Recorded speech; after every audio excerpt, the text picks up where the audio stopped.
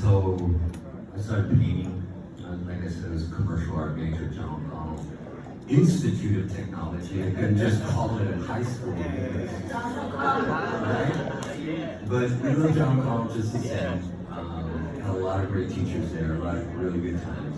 And I managed to convince my counselor at the time to let me paint with Michael Rios and Chuy and everybody over in the Western Edition, an old Bank of America that was empty.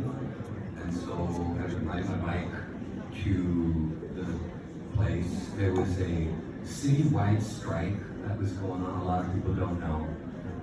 No buses, no ambulance, no garbage, no police, no fire. I think is how it went. And of course, it didn't last long, but I remember that, you know. And the worker was very much a part of the narrative that we were going to express. So when you're 16 years old, you know, that can have an impact. Coupled by the fact that I'm working with Amy Lou Packard, and when you're 16 years old, you don't know shit, you know? You really don't. And, Can you say who Emmy Lou Packard was? Oh, yeah, well, I know now, right? I mean, I knew then too. And it was a learning experience just interacting with her every time, because she always had a story to tell about San Francisco when they came to San Francisco, you know.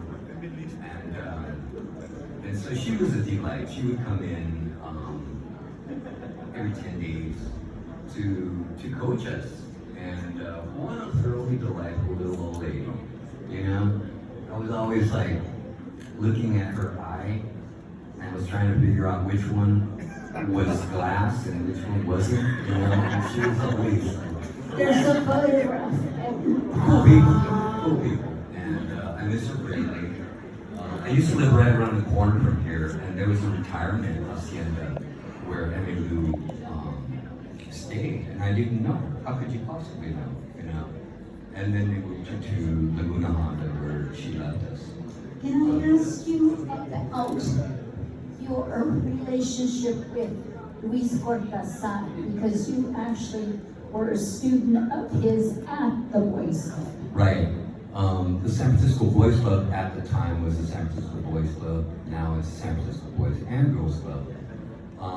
They had a space upstairs where you could do silk screen and learn how to paint large. That's where I first discovered this whole idea of painting large, not small, you know, thing that we were accustomed to.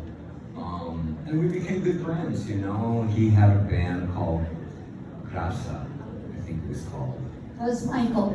Michael, Michael okay. Rios. Okay, but I think he, Oh yeah, Luis. yeah. And